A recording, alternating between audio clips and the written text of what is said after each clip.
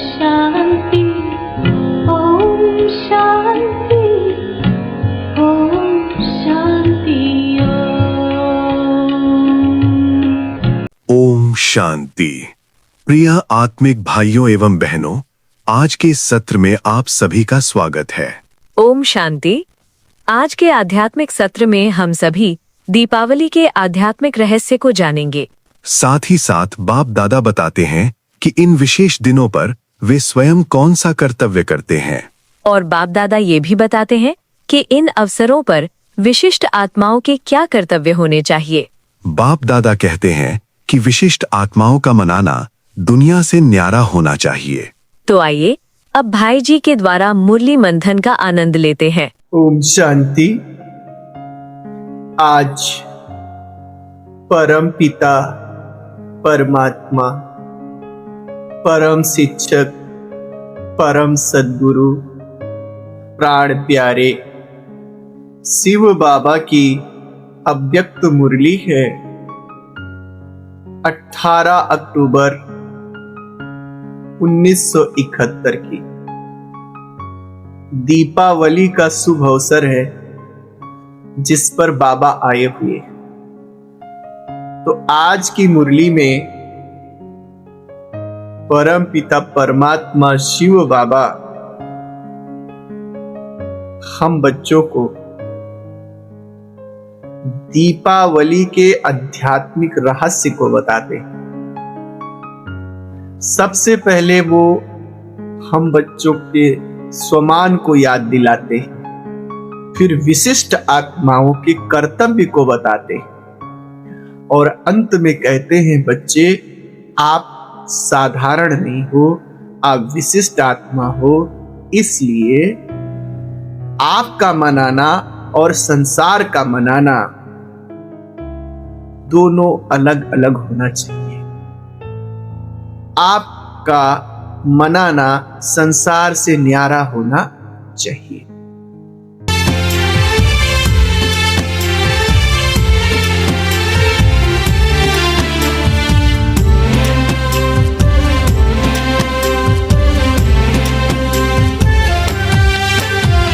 संगम युग में परम पिता शिव आए हैं ब्रह्मा तन में। ब्रह्मा सो विष्णु की कहानी बैठ सुनाए मधुबन में। मुरली सुना कर देव बनाए कल्प कल्प रथ चेतन में। निराकार साकार के द्वारा मिलन मनाए मधुबन में। संगम युग में परम पिता शिव आए हैं ब्रह्मा तन में।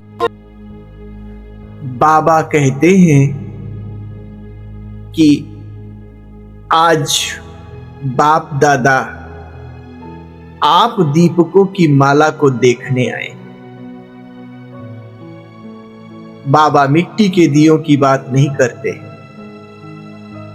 चैतन्य दीपकों की बात करते हैं। बाबा की नजर में हर आत्मा दीपक है। तो बाबा कहते हैं, आप दीपकों की माला को देखने आए। आप सभी को भी जगे हुए दीपकों को देखकर खुशी होती है ना। आज दिवाली है, तो दिवाली के दिन चारों ओर संसार में जगे हुए मिट्टी के दीप होते हैं, जगे हुए जो है लाइटें होती हैं, तो संपूर्ण संसार एक सोने की दुनिया लगने लगता है। तो बाबा कहते हैं, ऐसी सुनहरी दुनिया को देखकर आप लोगों को भी अच्छा लगता है ना। लेकिन बाबा कहते हैं कि आपको ये पता हो कि यह आपका ही यादगार मना रहे हैं। मिट्टी के दीपकों के रूप में वे आपको याद कर रहे हैं। आपने संगम युग पर परमात्मा से अपनी आत्म ज्योति जगाई थी, उसके यादगार के रूप में आज दीपक लोग जला रहे हैं। जैसे जगा हुआ दीपक प्यारा लगता है, वैसे ही आप जगी हुई आत्माएं विश्व के बाप को और विश्व की आत्माओं को प्यारे लगते हैं। एक तो जगा हुआ दीप होता है, एक बुझा हुआ दीप होता है। तो ऐसे ही जगी हुई आत्मा, आप सब जगती ज्योति हैं। परमात्मा पिता के सानिध्य में आकर के आप सबने अपनी आत्म ज्योति जगा ली है। तो बाबा कहते हैं जैसे जगा हुआ दीप अच्छा लगता है, ऐसे आप जगी हुई आत्माएं विश्व के बाप अर्थात परमात्मा पिता को भी अच्छे लगते हैं और विश्व की आत्माओं को भी प्यारे लगते हैं। तो ये बाबा ने हम बच्चों को सम्मान दिया। और अब बाबा कहते हैं कि आपका कर्तव्य क्या होना चाहिए। अब आपको ये पता चल गया कि दिवाली में जो दीप जल रहे हैं वो आपकी यादगार है, आपकी स्थिति का यादगार है। आप को ही लोग स्मृति कर रहे हैं। तो बाबा कहते हैं आप विशिष्ट आत्मा हुए ना, तो आप विशिष्ट आत्माओं का क्या कर्तव्य होना चाहिए।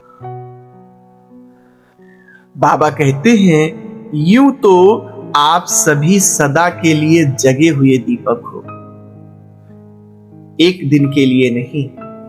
बाबा आकर हमारी ज्योति संगम पे जगाते हैं और पूरा त्रेता तक हम जगे होते हैं। तो बाबा कहते हैं आप तो जगे हुए दीपक हो, लेकिन यादगार के रूप में विशेष दिन भी मनाते हैं। तो वो विशेष दिन है दिवाली।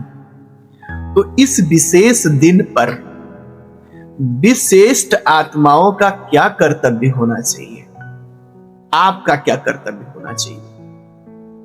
संसार तो दिवाली मना रहा है, तो आप भी क्या संसार के मुआफिक मना रहे हो या आपका कुछ और कर्तव्य है।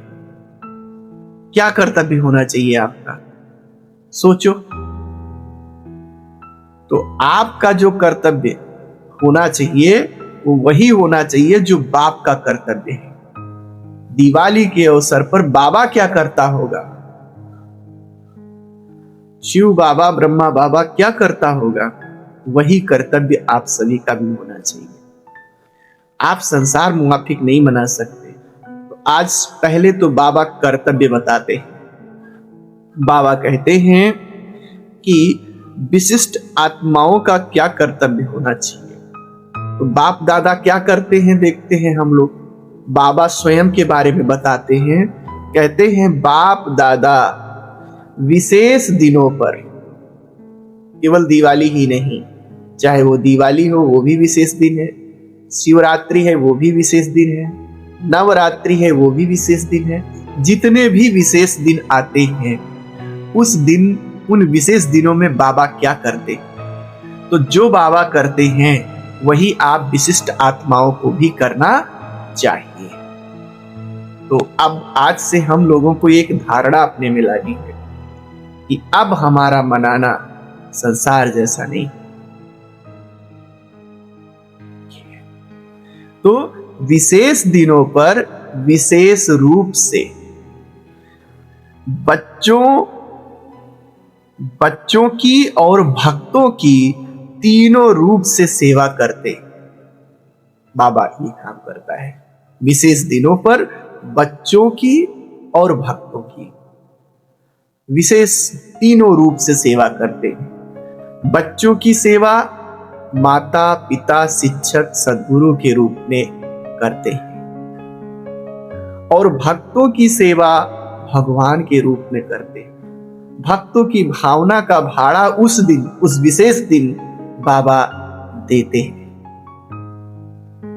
तो हम बच्चों को क्या करना चाहिए, अर्थात हमें भी संसार की आत्माओं की सेवा करनी चाहिए। उस योग में बैठ, इसी को तो मददगार कहा जाएगा ना। बाबा संसार की आत्माओं को सकाश दे रहा है, तो हम विशिष्ट आत्माएं भी उसके सकाश देने में मददगार बने। तो बाबा कहते हैं कि आप सभी विशेष आत्माओं का क्या कर्तव्य होना चाहिए। अब इसमें बाबा 2 कर्तव्य बताते हैं, 3 कर्तव्य बताते हैं। तो आइए देखते हैं। पहला कर्तव्य ये होना चाहिए कि आप सब विशेष आत्माएं भी साक्षात्कार मूर्त बन, साक्षात बाप समान बन, जिस दिन विशेष दिन हो उस दिन बन, संसार की आत्माओं के प्रति अपनी कल्याणी भावना से, अपने से ही स्नेही स्वरूप से सूक्ष्म शक्तियों का बल भरना चाहिए।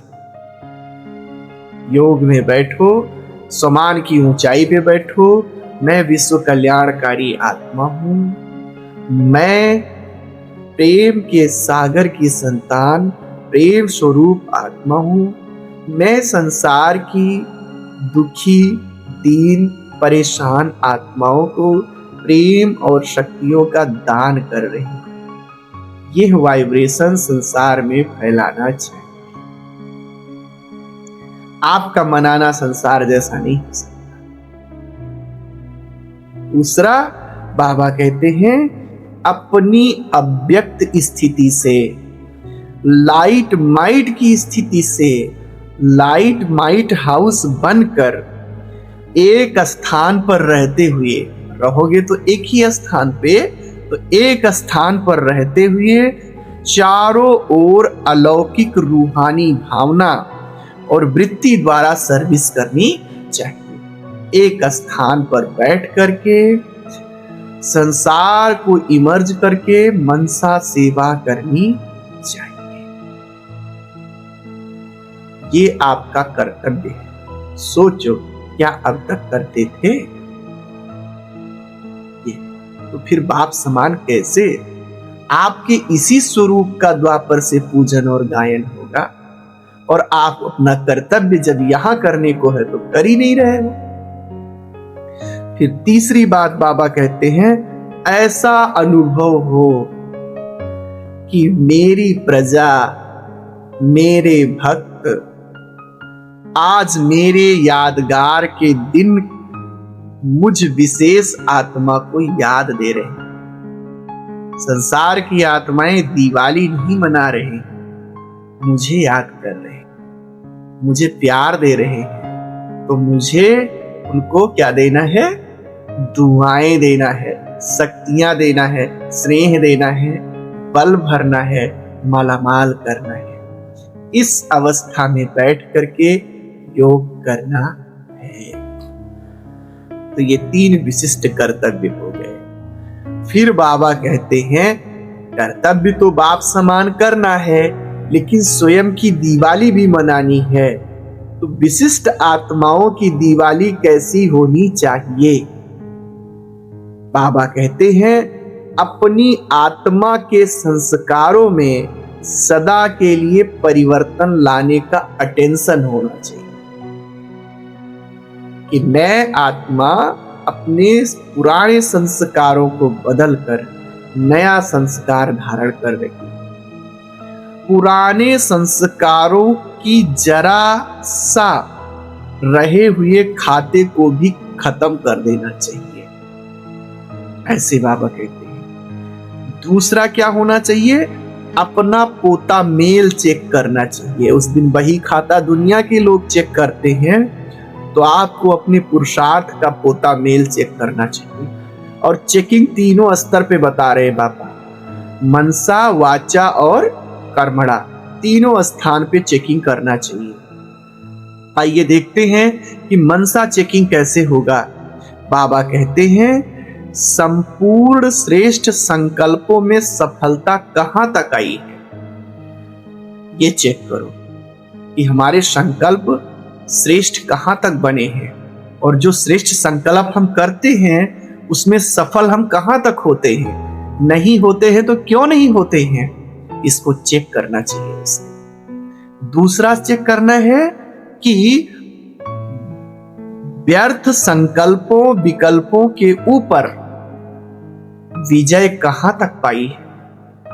क्या अब भी व्यर्थ चल रहा है, अब भी विकल्प चल रहा है, अथवा कुछ पर विजय प्राप्त कर चुके हैं, कुछ अभी चल रहा है। इसकी भी चेकिंग करना चाहिए विशिष्ट आत्माओं की। ये भी मन की बात ही चल रही है, और तीसरा मन की बात में क्या है कि मन में शक्ति कितनी आई है, हमारा मनोबल कितना इनहेंस हुआ है, इस बात को देखना है। फिर वाचा में क्या चेक करना है? वाचा में चेक करना चाहिए वाणी से कहां तक बाप का परिचय दिया अथवा दे सकते हैं। वाणी के द्वारा कैसे कैसे हम आगे बढ़े। दूसरा, कितनी आत्माओं का बाप को स्नेही बनाया, सहयोगी बनाया अपनी वाणी शक्ति के आधार पर। तीसरा, वाचा में कहां तक अलौकिकता व रूहानियत आई हमारे। कहीं हमारी वाचा पत्थर जैसी तो नहीं है। ये तीसरी बात हमें ध्यान में रखना है। कर्मणा में क्या चेक करना है? बाबा कहते हैं कि कर्मणा में चेक करो कि कर्मणा द्वारा न्यारे, प्यारे, अलौकिक और असाधारण कर्म कहां तक हुए। कर्म न्यारे भी हैं, प्यारे भी हैं, अलौकिक भी हो, असाधारण भी हो। ऐसे संस्कारों व स्वरूपों में कहां तक बाप समान आकर्षण रूप स्नेही बने हैं, सहयोगी रूप बने हैं। और बाबा कहते हैं तीसरा, कहां तक कर्म योगी, योग युक्त, युक्ति युक्त और स्नेह युक्त रूप जीवन में लाए हैं। तो कर्मणा पे भी चेक करना है, तो पोता मेल निकालना है। बाबा चौथी बात कहते हैं, दुनिया में तो मना के खत्म कर देते हैं, आपका मनाना अर्थात संपूर्ण बनने का दृढ़ संकल्प करना। मिलन मनाने का यादगार है दीपमाला। दीपमाला में जो दीपक होते हैं वे पास पास रखे जाते हैं। पास पास रखे होने का मतलब है कि जो आप चैतन्य दीप हैं उनमें आपसी स्नेह बहुत अधिक है, आपस में एक दूसरे के समीप है। तो समीपता और स्नेह का आधार क्या है? समीप आने का आधार क्या है? बाबा कहते हैं दो बातें होती हैं तो कोई आत्मा समीप आ जाती है। या तो उसमें स्नेह हो, स्नेह अगर बहुत है तो अपने आप वो व्यक्ति समीप आ जाता है।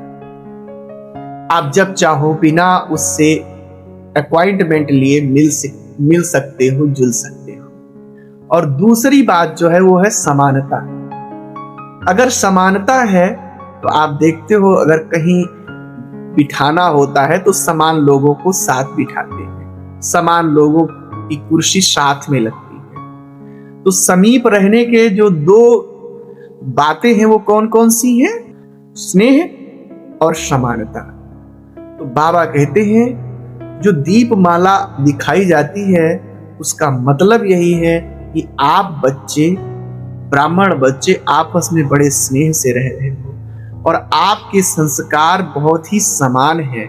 तो क्या आप इस स्नेह और समानता को कहां तक जीवन में आया है? तीसरा, आप दीपक नहीं हो, अकेले दीपक, आप दीपमाला हो।